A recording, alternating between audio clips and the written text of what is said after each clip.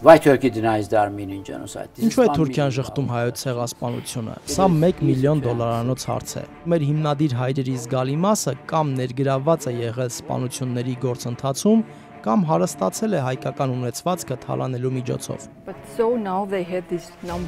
Փաստացի հիմա հայերի անձնագրերում կոդ է գրված 2։ Հույները իրենց ծննդյան վկայականի մեջ ստանում էին առաջին համարը, հայերը երկրորդը, հրեաները երրորդը։ Հրանտի սպանությունից առաջ նրանք ագրեսիվ էին։ Հրանտի վրա էլ որպես խորհրդանիշ էին հարձակվում։ Ցավոք, իմ երկիրը Թուրքիան չունի Հայաստանի վերաբերյալ հստակ քաղաքականություն։ Ինչու է Թուրքիան դեռևս շարժվում Ադրբեջանի օրակարգով։ Կարծում եմ, սա կարճատես եւ շատ սխալ քաղաքականություն է։ Որն է մեր առաջնահերթությունը։ Խաղաղություն թե արդարություն։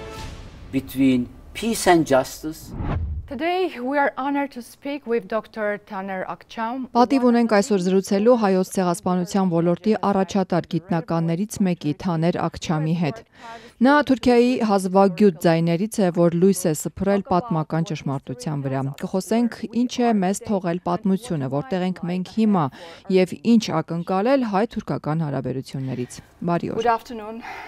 Բարի օր։ Շնորհակալություն այս հնարավորության համար։ Շնորհակալ եմ ինձ հյուրընկալելու համար։ We will come to this topic step by step. Մենք այս թեմաներին կանդրադառնանք քայլ առ քայլ, բայց եթե դեմ չեք, եկեք սկսենք ձեր այցելության նպատակից։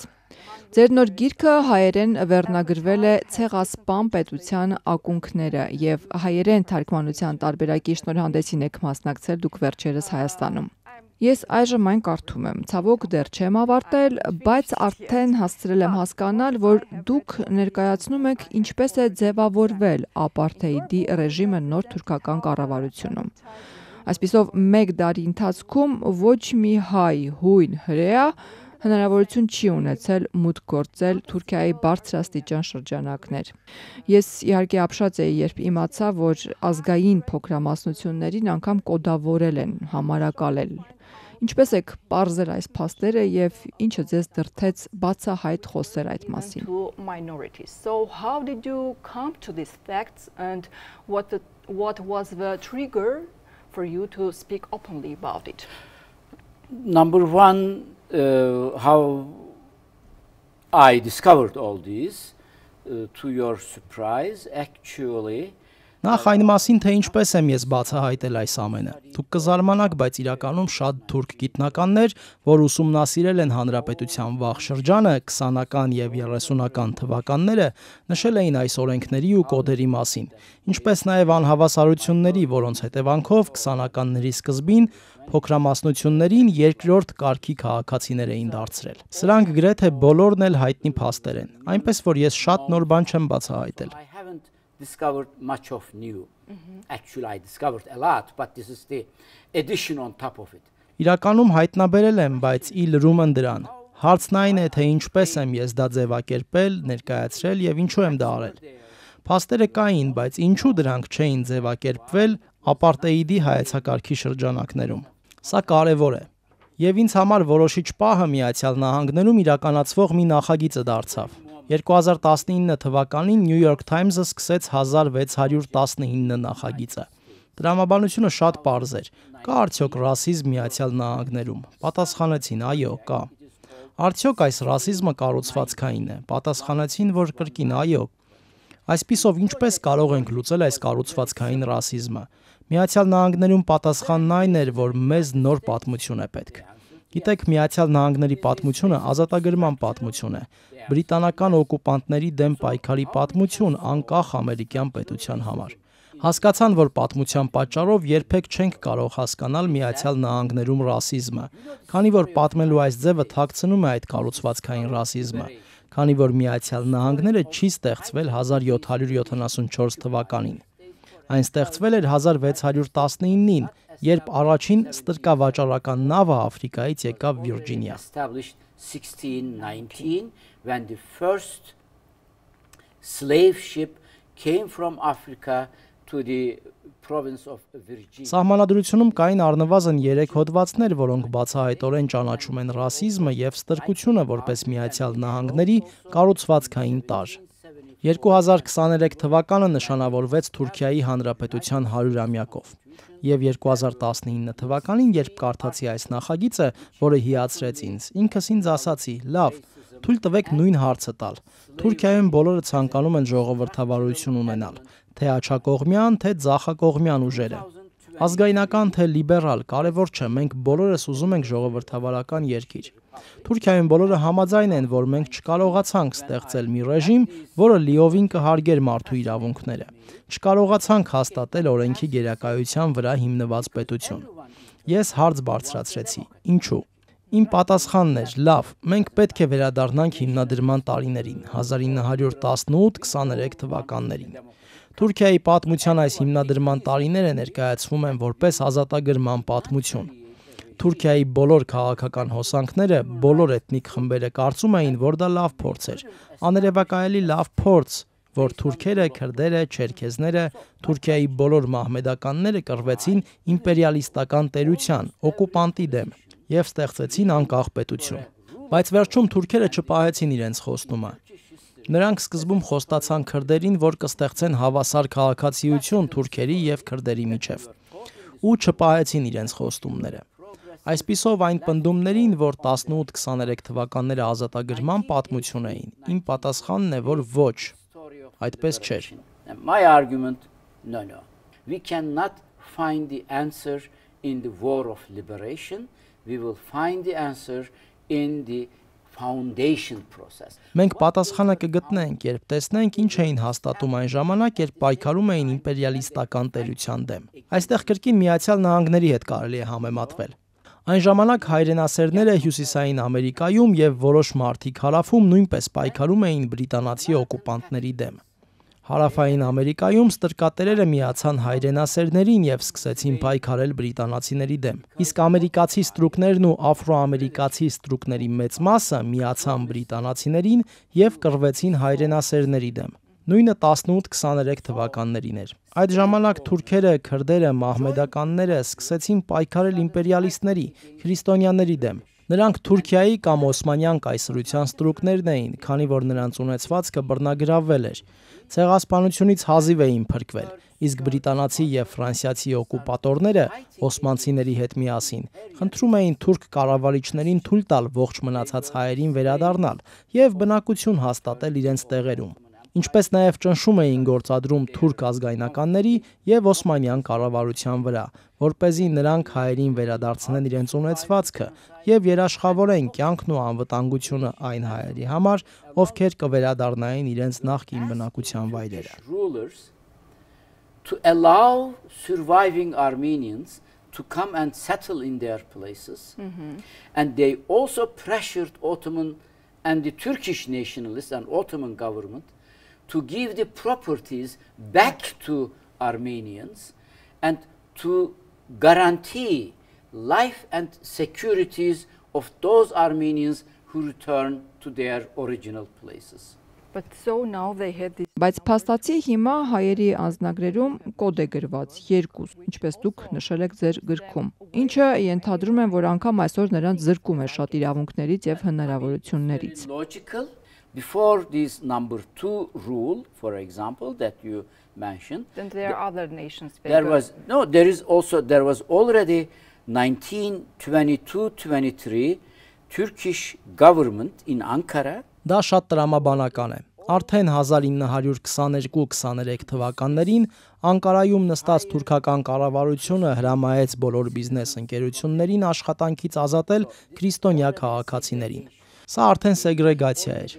Նրանք արդեն տարբերակում էին երկրի քրիստոնյա եւ մահմեդական քաղաքացիներին։ Իսկ ինչպես նրանք պիտի ճանաչեին ու հասկանային, թե ով է քրիստոնյա եւ ով մահմեդական։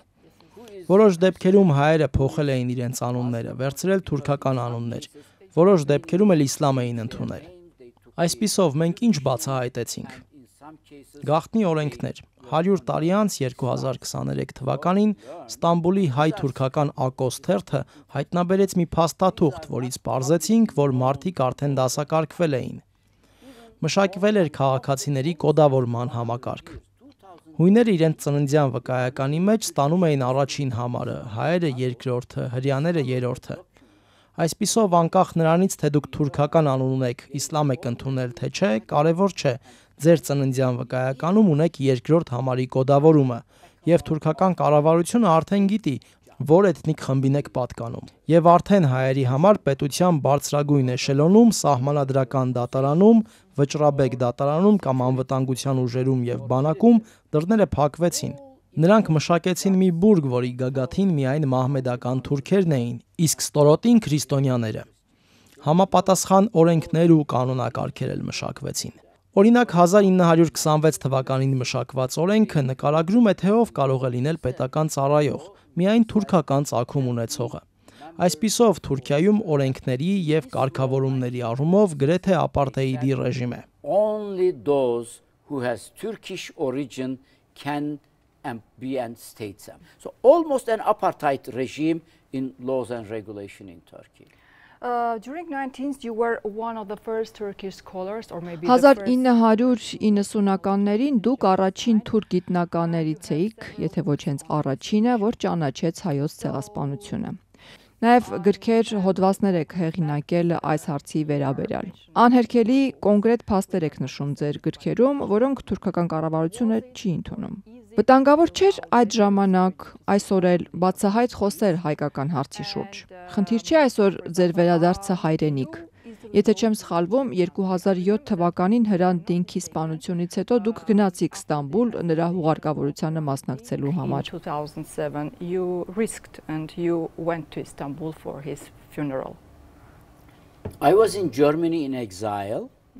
I went to Germany 19 Ես Գերմանիայում էի աքսորում։ Գերմանիա գնացել էի 1977 թվականին։ Մինչև 1993 թվականը Գերմանիան քաղաքական ապաստան էր տվել ինձ։ Թուրքիա կարողացել են վերադառնալ, երբ փոխեցին ամբողջ թուրքական իրավական համակարգը ու քրեական օրենսդրությունը։ Այսպիսով դա նույնիսկ համաներում չէր։ Նրանք պարզապես մաքրեցին իմ գործը, իսկ ես դատապարտվել էի քրդերի մասին գրելու համար։ Մինչև 2016 թվականը գնացել եկել եմ Թուրքիա։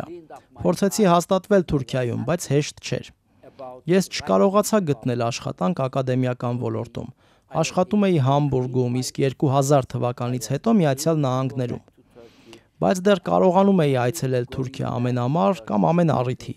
Օրինակ, իմ սպանության հրամանները գրքի համար 2015 թվականին Թուրքիա գնացի։ Այդ ժամանակ մոտ 6 ամիս աշխատեցի թուրքական արխիվներում,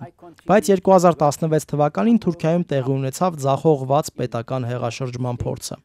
Մինչ օրս մենք չգիտենք, թե ով էր կանգնած այդ հեղաշրջման փորձի հետևում։ Ըստ երևույթին սա իշխանության համար պայքար էր Ռեջեփ Թայիփ Էրդողանի ու Ֆեթուլա Գյուլենի շարժման միջև։ Եվ այդ պետական հեղաշրջման փորձից հետո ես լքեցի Թուրքիան։ Այդ օրից ի վեր Թուրքիա ոտք չեմ դրել, բայց ոչ այն պատճառով, որ կան իրավական սահմանափակումներ։ Ես չեմ ուզում ռիսկի դիմել։ Սելահեդդին Դեմիրթաշն օրինակ բանտում է, Օսման Քավալան նույնպես բանտում է։ Դուք ամեն օր հետևում եք Թուրքիայից եկող լուրերին։ Տեսեք, թե ինչ է տեղի ունենում ընդդիմադիրների, լրագրողների, նույնիսկ Ստամբուլի քաղաքապետի հետ։ Թուրքիայում ամենամեծ հեղինակություն վայելող անձը հիմա բանտում է։ Ես մտածեցի, որ ավելի լավ է չգնամ Թուրքիա, բայց իրավական առումով որևէ խոչընդոտ չկա։ Most established individual in Turkey in prison. So I thought it is better not to go to Turkey. So there is no legal hindrance at this very moment. Okay, so coming to the key question, why does Turkey Գալով գլխավոր հարցին, ինչու է Թուրքիան շարունակում շղթել հայոց ցեղասպանությունը չնայած պատմական փաստաթղթերի ահռելի քանակին եւ լայն միջազգային ճանաչմանը։ Եվ մեկ լրացուցիչ հարցել, կարծում եք արդյոք, որ միջազգային ճնշման բացակայությունը նույնպես կարող է դեր խաղալ այստեղ։ Why Turkey denies the Armenian genocide? This is $1 million question. It is easy to answer. There are three major factors. Number one, reparation and restitution.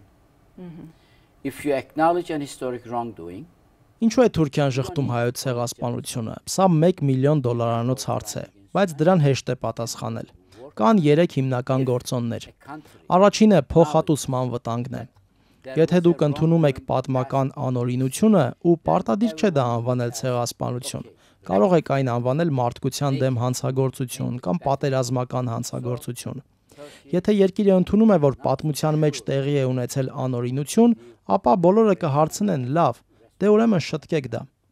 Այսպիսով Թուրքիան այդքան էլ վստահ չէ, թե ինչ փոխհատուցում կլինի։ Սա է հիմնական խնդիրը։ Կամ անորոշությունն ու չհասկանալը, թե ինչ է լինելու հետո։ Սա կարևոր պատճառներից մեկն է։ Երկրորդ կարևոր պատճառը թուրքական ինքնության հետ կապ ունի։ Յուրաքանչյուր ազգ եւ Հայաստանը նույնպես ունի հիմնադիր հայրեր, ու յուրաքանչյուր ազգ հպարտանում է իր հիմնադիր հայրերով։ Յուրաքանչյուր ազգ հերոսների կարիք ունի, իսկ Թուրքիայի դեպքում, եթե սկսենք խոսել հիմնադիր հայրերի եւ նրանց հայոց ցեղասպանությանը մասնակցության մասին, կտեսնենք, որ մեր հիմնադիր հայրերի զգալի մասը կամ ներգրավված է եղել սպանությունների գործընթացում, կամ հարստացել է հայկական ունեցվածքը թալանելու միջոցով։ Ահա թե որն է Թուրքիայի երկընտրանքը։ Միություն եւ առաջադիմություն կուսակցությունը, որը կազմակերպեց հայոց ցեղասպանությունը, նույն կուսակցությունն էր, որ հիմնադրեց Թուրքիայի Հանրապետությունը։ Կա շարունակականություն ցեղասպանությունը կազմակերպած կուսակցությունից մինչև Թուրքիայի Հանրապետության հիմնադրումը։ Այսպիսով, եթե մենք ճանաչենք հայոց ցեղասպանությունը, մեզ անհրաժեշտ է լինելու տարանջատել մեր հիմնադիր հայրերից։ Դա հնարավոր է անել, դա դժվար չէ։ Party that organized genocide to the foundation of Turkish Republic. So, if we acknowledge the Armenian genocide, we need to put a distance between ourselves and our founding fathers. It can be done. It is not difficult. So Germans went through this. Գերմանացիները գնացին դրան։ The precondition for it, you have to create democratic conditions. Այո, այդպես է, եւ նախապայմանը ժողովրդավարական պայմաններ ստեղծելն է։ Միացյալ Նահանգներում կարող եք ազատորեն խոսել այն մասին, որ նահանգների հիմնադիր հայրերից մի քանիսը ցեղասպան են եղել։ Նրանք մասնակցել են բնիկ ամերիկացիների դեմ հանցագործությունների կազմակերպմանը, եւ նրանցից մի քանիսը ստրկատերեր էին։ Նույնիսկ Սպիտակ տունը ստրուկներն են կառուցել։ Այսպիսով դուք կարող եք քննարկել սա, քանի որ առնվազն Թրամփից առաջ, դե իհարկե Թրամփը փորձում է ոչնչացնել այն, բայց Միացյալ Նահանգներում դեռևս ժողովրդավարական պայմաններ կան։ Կա խոսքի ազատություն եւ դուք կարող եք ազատորեն խոսել այդ մասին։ Թուրքիայում խնդիրն այն է, որ մենք չունենք այս ազատությունը։ Մենք չունենք խոսքի ազատություն եւ մենք չենք կարող ազատորեն խոսել հայոց ցեղասպանության մասին։ Ես պետք է ավելացնեմ եւս մեկ բան։ Սա ցույց է տալիս ժողովրդավարացման կարևորությունը։ Այսօրվա կառավարությունը Ռեջեփ Թայիփ Էրդողանի Արդարություն եւ Զարգացում կուսակցությունը իշխանության եկավ 2002 թվականին։ Մինչև 2013 թվականը, գուցե նույնիսկ մինչև 16 թվականը տեղի ունեցավ ժողովրդավարացման գործընթաց։ Հրանտ Դինքի սպանությունը հանգրվանն էր այդ գործընթացի։ 2005 թվականը կարևոր ու շրջադարձային պահ էր, որովհետև այդ ժամանակ Ստամբուլում տեղի ունեցավ մեծ համաժողով, հազարավոր գիտնականներ մասնակցեցին, որտեղ մենք բացահայտ քննարկում էինք հայոց ցեղասպանությունը։ Դա բաց թեմա էր Թուրքիայի հանրային քննարկումներում, եւ տարիների ընթացքում մենք ինչ-որ բան փոխեցինք Թուրքիայում։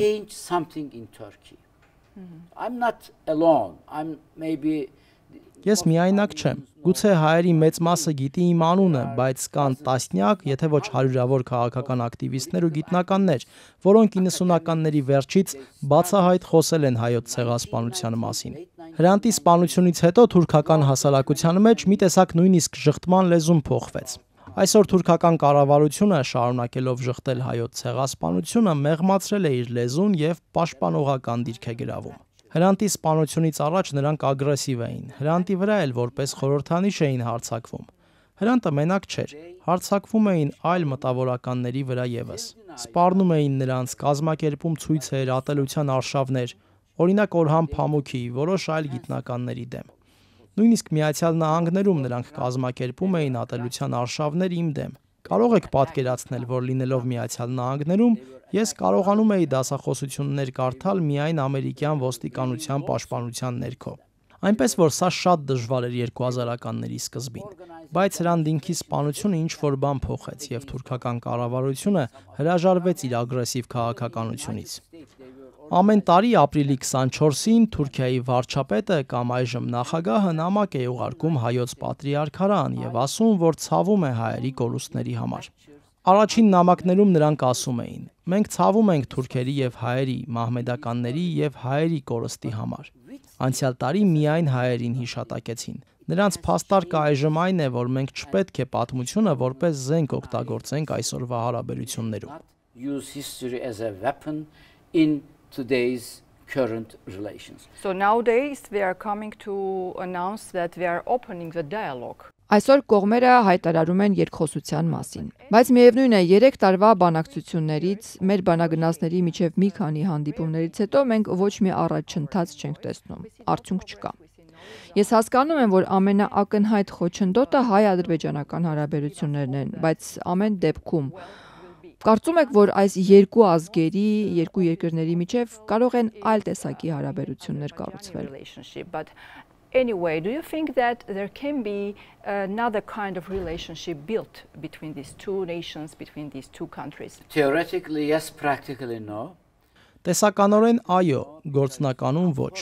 Ոչ, որովհետև ցավոք իմ երկիրը Թուրքիան չունի Հայաստանի վերաբերյալ հստակ քաղաքականություն։ Նրանք որևէ ռազմավարություն չունեն։ Եթե ունեն, ապա մենք դրա մասին ոչինչ չգիտենք։ Մենք գիտենք միայն այն, որ շարժվում են Ադրբեջանի օրակարգով։ Եթե ադրբեջանցիներն ասում են ոչ, Թուրքիան ասում է կրկին ոչ, եւ սա շատ ցավալի է։ Իրականում Թուրքիան 90 միլիոն բնակչություն ունեցող երկիր է, ունի ամենամեծ բանակը Մերձավոր Արևելքում ու Եվրոպայում։ Թուրքիան հզոր պետություն է, չնայած տնտեսական խնդիրներին։ Եթե Թուրքիան ունենար անկախ քաղաքականություն Հայաստանի ու Կովկասի հանդեպ, սա շատ առավելություններ կբերեր նրան, եւ կարող էր հեշտությամբ միջնորդ լինել Հայաստանի եւ Ադրբեջանի միջև։ Եվ մենք կարող էինք խաղաղ հարաբերություններ հաստատել։ Ինչու է Թուրքիան դեռևս շարժվում Ադրբեջանի օրակարգով։ Կարծում եմ, սա կարճատես եւ շատ սխալ քաղաքականություն է։ Ադրբեջանը նավթ ու գազ ունի ու կարող է սպառնալ Թուրքիային։ Կարող է ասել, եթե դուք որդեգրեք մեզնից անկախ քաղաքականություն, մենք կկտրենք գազի մատակարարումը եւ այլն։ Կարծում եմ, Թուրքիան չպետք է համակերպվի Ադրբեջանի սպառնալիքի հետ։ And also the Armenian authorities are Հայաստանի իշխանություններն էլ բաց տեքստով ասում են, որ հայոց ցեղասպանության ճանաչման հարցը պաշտոնական Երևանի արտաքին քաղաքականության օրակարգում առաջնահերթություն չէ։ Ինչ է կարծում, կարող է սա որոշակի հետևանքներ, ազդեցություն ունենալ։ But I don't understand why everyone thinks that this is something new policy. I mean, I came to Armenia first 1995. I personally meet with Ter-Petrosyan. Բայց ես չեմ հասկանում, թե ինչու են բոլորը կարծում, որ սա նոր քաղաքականություն է։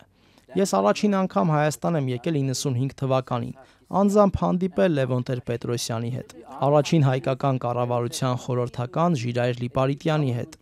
Ծանոթ եմ նաև Քոչարյանի, Սերժ Սարգսյանի ու հիմա նաև Փաշինյանի հետ։ Հայաստանի կառավարության քաղաքականության մեջ կա շարունակականություն, որը ես շատ եմ հարգում։ Նրանք երբեք չեն դարձրել հայոց ցեղասպանության ճանաչումը հայ-թուրքական հարաբերությունների համար նախապայման։ Նրանք ստորագրել են արձանագրությունները, հենց Թուրքիան է այդ արձանագրությունները անվավեր ճանաչել։ Դա Հայաստանը չէր։